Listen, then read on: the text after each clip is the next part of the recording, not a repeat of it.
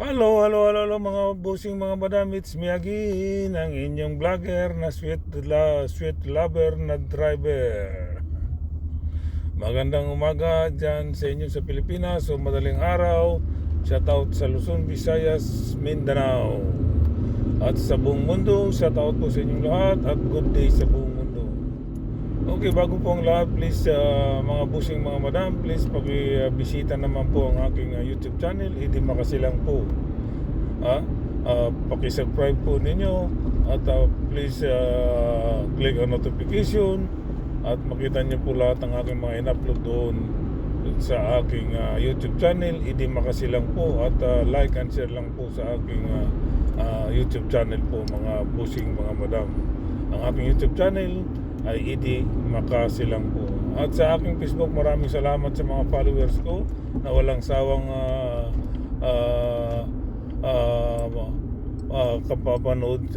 kapapanood ng aking ng aking Facebook, ang aking okay, maraming salamat po sa mga followers ko. Nang dahil sa inyo nagbago po ang aking Facebook, at maraming salamat sa mga followers ko ngayon. At sa hindi pa po nag-follow, please like and share at mag-comment din po kayo para po makita ko mamaya at babasahin ko at i-reply ko po. Once again, maraming salamat sa mga followers ko. We love you all. Okay? Shout out ulit sa buong mundo at sa Pilipinas, Luzon, Visayas, Mindanao. Okay mga kabusing, itong napanoran ko yung kay Maki Pulido na pagbabalita niya doon sa Bulacan, sa Bolo, Bulacan province. Talagang dinaw niya yung mga magsasaka kasi ang ginawa ni Maki Pulido sa GMA7, yung Reporter Notebook, puro kabaliktaran yung mga binabalita niya. Nasisira yung administrasyon ni PBBM, yung ating mahal na Pangulo, especially yung namamahala sa irrigation sa NIA. Kasi yung mga in-interview ni Maki Pulido, yung bawat in-interview, ini-splash niya, ini-edit niya kung ano yung tanong niya sa mga tao doon. Kapag hindi maganda, yun ang pinapalabas niya sa TV, sa Reporter Notebook. So pasalamat tayo kay Kakopi, mga busing mga kapatid. Panoorin niyo po yung vlog ni Kakopi, ang ating magaling na si Kakopi. Idol ko yan yan ang mga inspiration kong taong yan si Kakopi. Talagang idol ko yan dahil napakagaling na mag-vlog yan napakahusay niya, at lagi kong hindi ko pinapaltos yan, lagi kong pinapanood yan. Kakopi, shout out sa iyo Kakopi. Lagi kong pinapanood yan. Talagang pagka yan ang pinapanood ko, marami akong aral na napupulot dyan kay Kakopi. Pasalamat tayo kay Kakopi kasi itinuwid ni Kakopi yung mga pinagsasabi ni Maki Pulido mismo sa lugar na yun. Pinuntahan talaga ni Kakopi ang lugar na yun sa Bulacan, sa Bolo, Bulacan, sa iba pang province ng Bulacan. Pinuntahan talaga niya, at isa-isa doon na ini-interview ni Kakopi yung mga tao doon na doon mismo, taga doon mismo, na yung mga pinagsasabi ni Maki Pulido ay walang katotohanan, puro fake news. Paano yan Maki Pulido? Mismo si Kakopi ang pumunta doon para ituwid yung mga pinagre-report mo sa iyong channel sa Reporter Notebook. Wala ka sa hulog itong mga kaya minsan mga busing mga madam, hindi na talaga ako nanonood sa mga reporter na yan sa TV channel nila. Hindi na ako nanonood sa TV. Wala, nanonood na lang ako sa TV, yung Netflix, movie, pero yung sa mga balita, wala na. Sa YouTube na ako nanonood kasi mas 100% totoo pa yung mga vloggers na mga maka pro PBBM. Doon ako nanonood kasi sila yung nagbabalita wag lang yung mga reporter, yung mga vloggers na didilis. Talagang fake news yan. Pero yung mga pro PBBM na mga vlogger, doon kayo manonood kasi totoo lahat yung mga sinasabi nila. Kasi bago nila i-vlog yan, i-content, nagse-search muna sila niyan. 'Di ba? Nagse-search muna yung mga vloggers na pro PBBM. So ito ngayon, kaya 100% ito si Maki Pulido, payang-paya ito kay Kwan napahiya ito kay Kwan kay Kakupi. Sibiruin mo naman daw irrigation wala daw tubig yung lupa, o hindi raw yung tubig ng irrigation hindi raw umaabot doon sa lupa, hindi raw umaabot doon sa sa tao doon na Kwan, o hindi raw umabot yung tubig kasi nga hindi raw maganda ang pagka-design ng irrigation. Wala talaga sa hulog to si Maki Pulido Tapos sabi pa niya na ang wala na daw, hindi daw maganda yung lupa dahil nagbitak-bitak daw, nagbiyak-biyak. Wala to sa hulog to si Maki Pulido. Ako taga probinsya ako ay yung aming bahay malapit sa Palayan. Kapag ka nag-ani na yung mga tao doon sa amin, pagkatapos mag-ani 100% magbitak-bitak talaga yan kasi wala na nga tubig kaya nga nag-ani 'di ba? Kahit kayong mga magsasaka diyan, mambubukid, alam niyo yan 'di ba, na kapag nag-ani na yung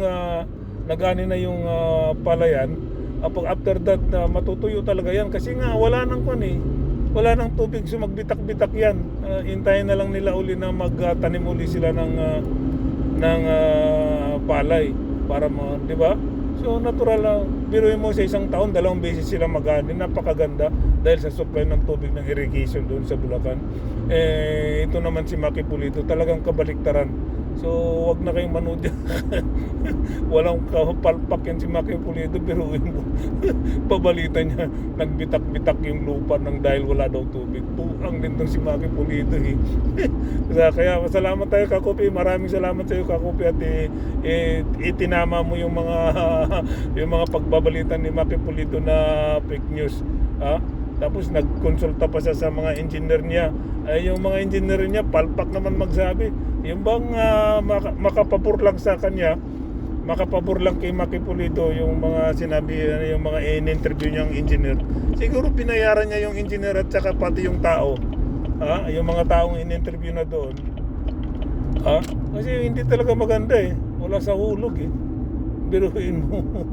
Maki Pulido, tumanda ka na dyan sa pagbabalita mo dyan sa GMA7 hanggang ngayon kuwang ka pa rin fake news. Sino manonood sa inyo? Kaya buti na lang may mga vloggers na talagang sinesearch nila, pinupuntahan nila kasi ayaw ng mga vloggers na pro PBB na masisira ang government ang Marcos administration. So talagang pinuntahan ni Kakupi at in-interview niya doon ang mga tao doon kaya Kakupi, salute sa iyo Kakupi, shout out sa iyo Kakupi, di ba? Kaya wala to sa hulog to si Maki Pulido buang ito natural magbiyak-biyak talaga yung lupa kasi nga wala nang tapos na yung ani Tapos sabihin pa niya marumi daw yung irrigation, yung kanal. Natural, marurumi talaga yan kasi nga may time na pagka nag-aani na yan, yung mga kalat mapupunta sa irrigation, pero ang mga yung mga tao doon na-interview ni Kakupi, pero yung mga tao doon pagka marumi yung kanal, nililinis nila yan kasi may organization yan sila mayroon lang silang tawag na co-op. So yung mga co-op doon na under sa malapit doon sa irrigation, nililinis nila yan, may time, may araw.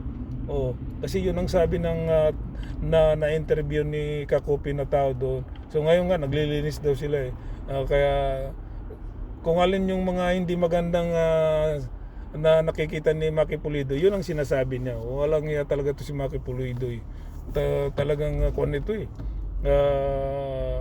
hindi maganda ang halimbawa ito si Maki Pulido sa mga reporter di payaka ngayon Maki Pulido. Tinuwid ni Kakupi yung pagbabalita mo ng mali. Bias ka hindi maganda kang pamarisan di patay ka ngayon Maki Pulido, di ba? Sinong mapapaya, sinong masisira? Yung GMA7, pati ikaw, di ba?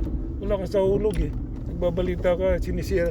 Ang malaga, maraming nagagalit sa marami nang nagagalit sa mga taga at mga magsasaka dahil sinisira mo yung yung imahe ng mga magsasaka Maki Pulido. Ayusin mo yung pagpabalita mo, itama mo, huwag kang bias.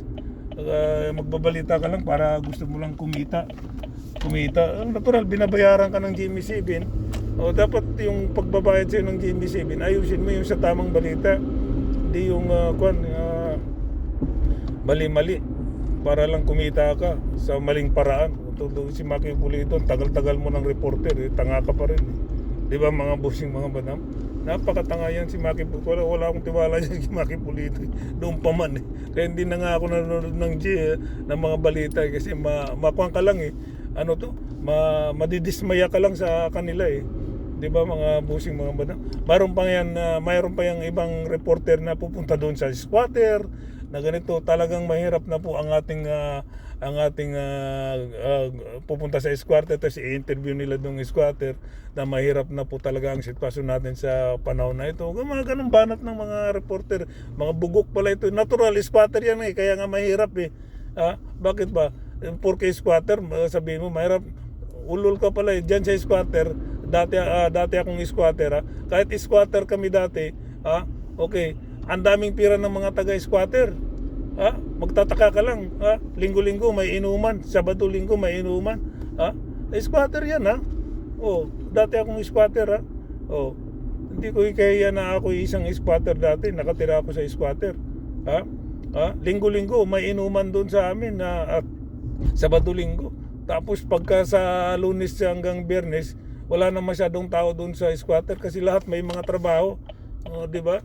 Wala to sa ulog tong mga reporter minsan ito bang talaga kung ano yung mga mali, yun ang nire-report nila mga buwang itong mga reporter wala, sira ulo itong mga reporter na to Hindi pa.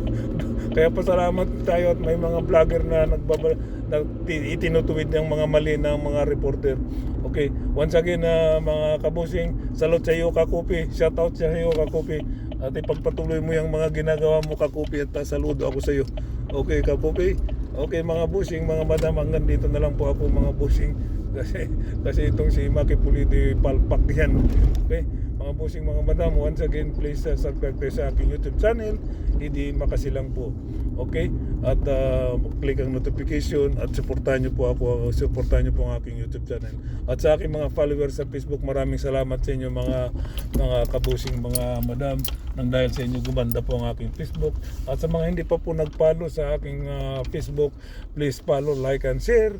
At mag-comment na rin po kayo at babasahin ko mamaya. Okay mga busing, mga madam, once again, ang kapayapaan ay sumasa inyo dyan sa Pilipinas at ang kapayapaan naman dito sa akin sa Canada ay sumasa akin. Mabuhay po kayo dyan sa Pilipinas at sa buong mundo. Once again, shout out sa Luzon, Visayas at Mindanao. Bye bye, peace.